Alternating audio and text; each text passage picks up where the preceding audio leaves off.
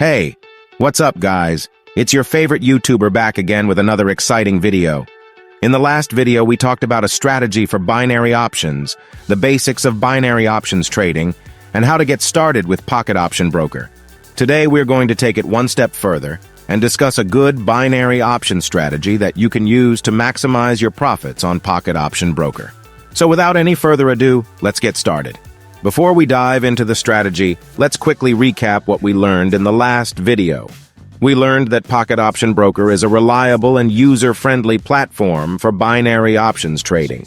We also discussed the different types of binary options trading and how to place a trade on Pocket Option Broker. If you don't know what I'm talking about, you can see in the link above the previous video how to set up these indicators and how the strategy works. This strategy is simple, and anyone with a little practice can profit from trading with this. For this and any strategy, it is necessary to have basic knowledge of trading, technical analysis, fundamental analysis, the basics to know where and when to trade.